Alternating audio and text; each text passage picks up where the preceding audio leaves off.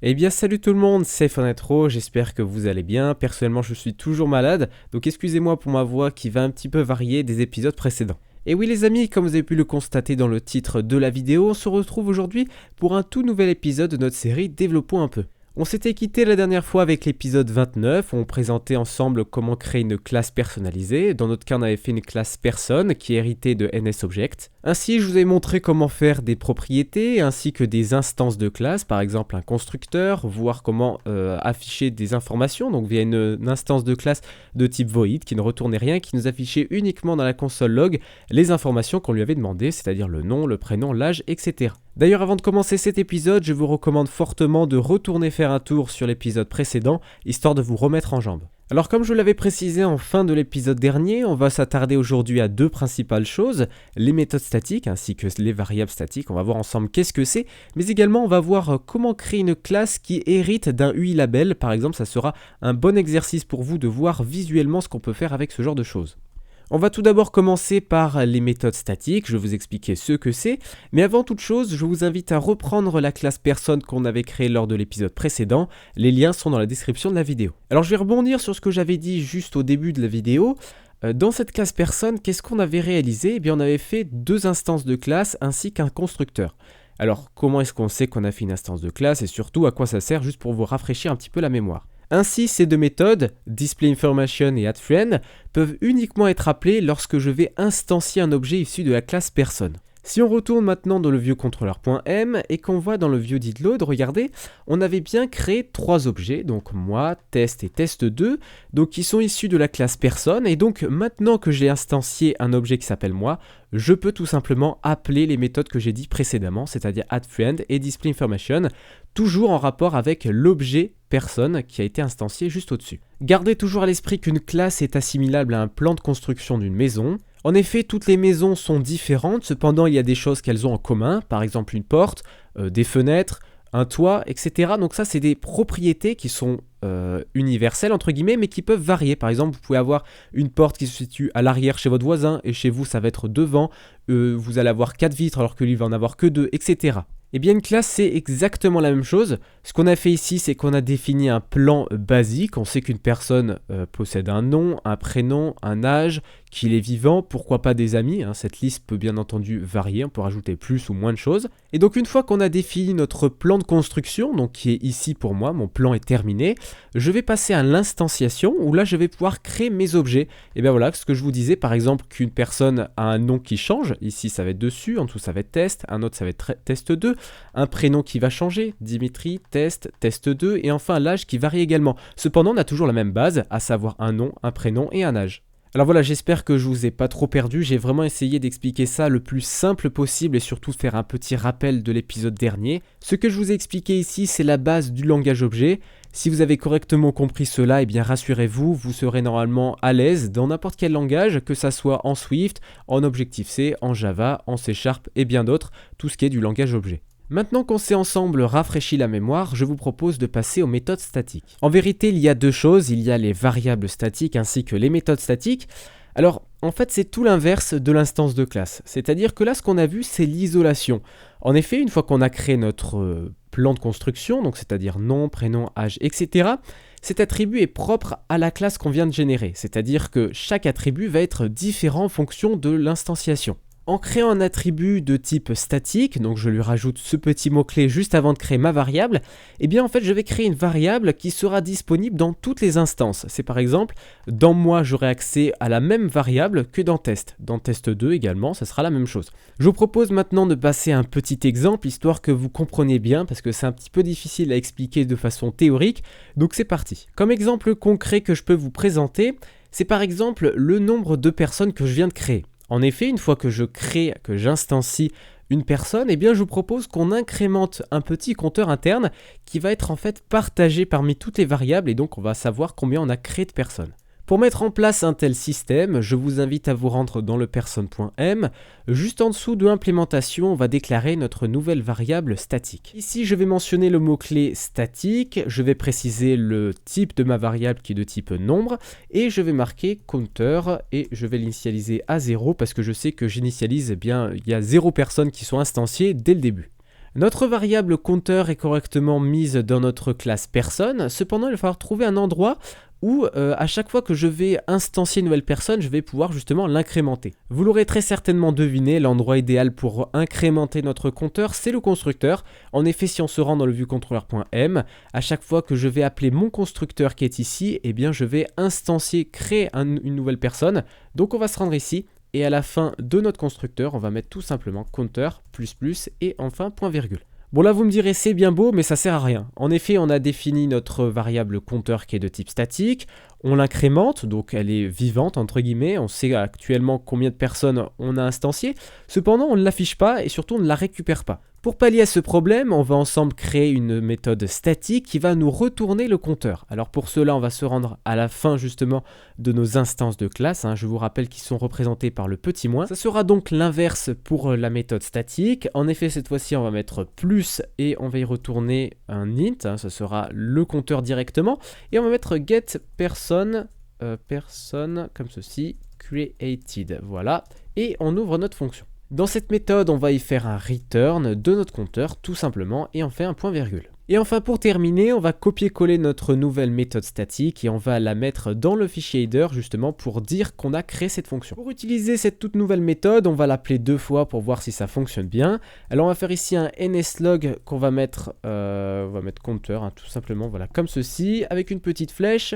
On va mettre un %d et c'est là en fait où toute la magie va opérer. En effet, vu qu'on vient de créer une nouvelle méthode statique, on va devoir l'appeler depuis la classe personne. Alors pour cela, regardez, au lieu de mettre moi et enfin le nom de la méthode, eh bien je vais mettre juste personne et donc là je vais mettre get person created tout simplement. On va ensuite faire un petit copier-coller pour le mettre en dessous de test2, voilà comme ceci, et je vous propose ensemble qu'on run tout ça. Voilà, donc je viens de lancer le simulateur et ce qu'on peut voir en dessous, eh bien c'est parfait, c'est exactement ce qu'on attendait, c'est-à-dire la première fois j'ai bien instancié 2 personnes et enfin la deuxième fois j'en ai rajouté une autre et donc je passe bien entendu à 3 personnes créées. Maintenant, nous allons passer à un second exemple encore plus concret parce que c'est vrai que le compteur, on ne va pas l'utiliser de partout. Mais voilà, je vais vous montrer un deuxième exemple histoire que vous compreniez vraiment bien le mécanisme et surtout que c'est extrêmement utile dans certains cas.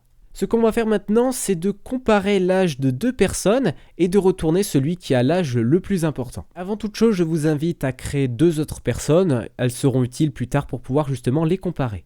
Bon et bien c'est parti, je vous invite à retourner dans person.m et on va commencer la création de notre méthode statique. Cette méthode ne retournera rien, ce sera de type void, en effet on va juste print dans la console celui qui sera le plus âgé. Cette méthode on va donc l'appeler compareOldest et elle prendra 2 arguments qui sont 2 personnes. Donc on va mettre personne, un pointeur sur la personne 1.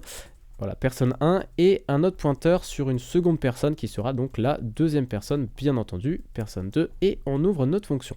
Dans cette nouvelle méthode, on va jouer sur les attributs des 2 personnes. On va donc tester ensemble leurs attributs. Pour cela, on va faire pers1 point, on va récupérer son âge. Si c'est lui qui est plus grand que pers2, .âge comme ceci, on ouvre ensuite notre if. Dedans, eh bien, on va afficher via notre console que personne 1 a un âge plus élevé, c'est logique via la condition juste au-dessus. Donc pour cela, on va mettre %arrobase %arrobase et plus âgé comme ceci. Là, on va y renseigner ses attributs qui lui sont encore une fois propres, donc c'est-à-dire son nom, virgule pers1 point son prénom, voilà comme ceci, et on met un point virgule. Notre if pour le moment ne compare pas tous les cas possibles. En effet, si la personne 1 et la personne 2 ont le même âge, eh bien ça ne passera pas dans la condition, c'est pour cela que je vous invite à la renseigner. On va donc rajouter un else if personne 1 .âge est égal à pers2 .âge, voilà comme ceci. On ouvre ensuite notre deuxième condition, on va rajouter un nslog. Hop, et donc là on va en fait enlever ça, je sais pas pourquoi j'ai copié-collé, ça servait globalement à rien. Hop, et ici on va mettre les âges, comme ceci, sont identiques, voilà, point d'exclamation. Et enfin pour conclure, on va rajouter une toute dernière condition globale qui va justement nous permettre de définir que la personne 2 a un âge plus important parce que toutes les conditions suivantes ne seront pas réalisées. Donc on met ici personne 2 et enfin personne 2. Ok, notre méthode est correctement réalisée. Encore une fois, je vous invite à le renseigner, à la déclarer dans le fichier .h, donc le header de notre classe personne, et on va maintenant l'utiliser. On retourne dans le viewcontroller.m, on va cette fois-ci appeler une méthode statique, donc rappelez-vous, on va appeler la classe principale sans instantiation, et là on va faire compare oldest et on va lui renseigner les deux personnes, c'est-à-dire test3 et test4, comme ceci, test4, voilà, point virgule, et on fait un run. Et via le run, qu'est-ce qu'on voit juste en dessous? Que Cupertino Félix est plus âgé, donc si on vérifie bien, Cupertino Félix, il est âgé de 45 ans, et test 3, donc qui était Jean Jobs, qui est âgé de 16 ans, effectivement, donc là ça fonctionne très bien. On va faire un dernier petit test avec deux personnes qui ont le même âge, donc moi et test, voilà, comme ceci, on va run tout ça, et normalement ça devrait nous dire qu'ils ont le même âge, parce qu'ils ont 20 et 20 en tant qu'attributs, qu'on a renseigné via le constructeur. Et donc là on a bien, les âges sont identiques. Maintenant, dernier petit test en inversant test 3 et test 4, et cette fois-ci on devrait aller dans la dernière condition, le else, qui devrait encore une fois nous afficher que Félix est toujours le plus âgé, donc on va vérifier ça, et c'est bien le cas. Voilà ce qui conclut les attributs et les méthodes statiques. Je vous propose maintenant qu'on passe à l'héritage. On va hériter d'un UI label pour pouvoir le modifier et l'utiliser partout dans notre code. Prenons un exemple très simple, j'ai en tête un modèle de i-label intéressant, c'est-à-dire avec un background rouge, un texte blanc ainsi que des coins arrondis, et que ce label je souhaite l'utiliser partout dans mon code, que ça soit par exemple dans l'affichage de ma vue principale, dans mon à propos, dans une cellule ou autre. Là, dans ce cas présent, j'aurais besoin de faire une sous-classe de i-label pour pouvoir personnaliser celui-ci et ainsi l'utiliser très facilement partout. Maintenant qu'on a compris le principe, on va ensemble créer une nouvelle classe Objective-C qui va donc être une subclasse de UI-label tout simplement et on va l'appeler MyCustomLabel, voilà, comme ceci, et enfin on fait Next et Create comme d'habitude. MyCustomLabel est désormais créée, elle hérite bien de UI-label via les deux points qu'on peut voir ici.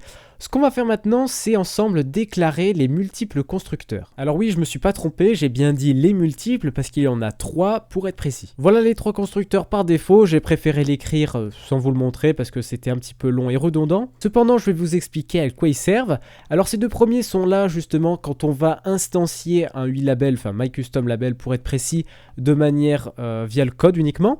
Et enfin le tout dernier, initWithCoder, va être appelé quand on va instancier automatiquement via le storyboard. Alors vu que nous on va le faire uniquement via le storyboard, on ne va pas instancier un UI-label en lui disant qu'on veut qu'il se positionne en X0, Y0, etc. Donc on pourrait uniquement se baser sur uniquement le initWithCoder. Cependant je vous invite toujours à définir les 3 principaux constructeurs qui sont ici, c'est une bonne pratique. Nos 3 constructeurs étant correctement définis, on peut remarquer qu'ils ne comportent strictement rien dans le if, regardez c'est absolument vide. Je ne leur dis de prendre absolument aucun attribut, rien du tout, donc ça ne sert absolument à rien pour le moment. Pour pallier à ce petit problème assez gênant, je vous invite à créer une nouvelle méthode qu'on va appeler setupLabel, comme ceci, et on va ensuite ouvrir cette fonction. C'est dans cette méthode qu'on va y définir les attributs propres au label, à savoir ses coins arrondis, sa couleur de texte, sa couleur de background, etc.